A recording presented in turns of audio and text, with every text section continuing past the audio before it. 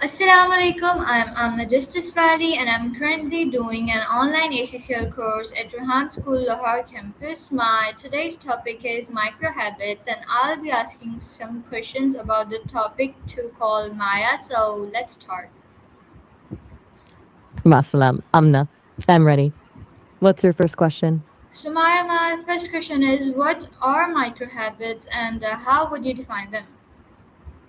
Micro habits are tiny, simplified versions of a larger habit you want to build. Instead of trying to work out for an hour, a micro habit would be doing just one push up. The goal is to make the action so small that it's impossible to fail. And Maya, why do you think small habits can lead to big changes? It's all about the compound effect. Small actions remove the mental resistance we feel toward big goals, making it easier to stay consistent. Over time, those tiny wins build momentum and rewire your brain, turning a small effort into a massive life shift. All right, Maya. So why do you think small habits?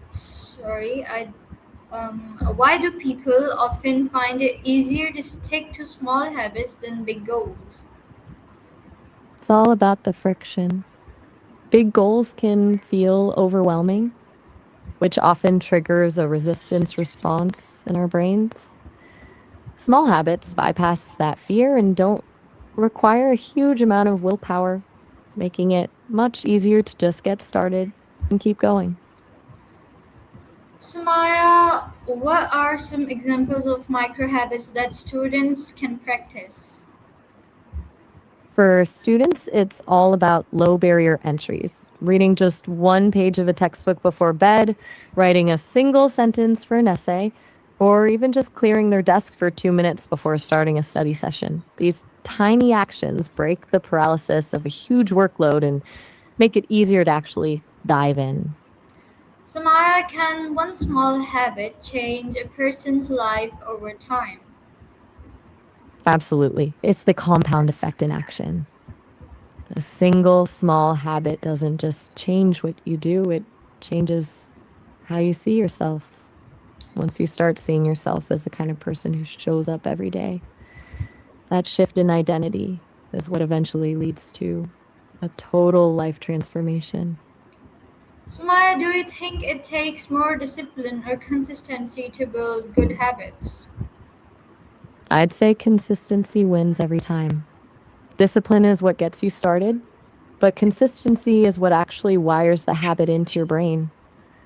Doing something small every single day is way more powerful than doing something big only once in a while. So, Maya, what unhealthy habits could be replaced with positive micro habits? Almost anything that feels like a reflex can be swapped. For example, instead of scrolling through your phone the second you wake up, you could replace it with one deep breath or stretching for 10 seconds.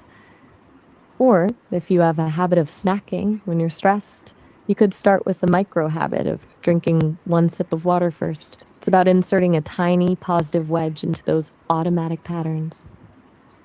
Okay, Maya, so if you could recommend one micro habit to everyone, what would it be?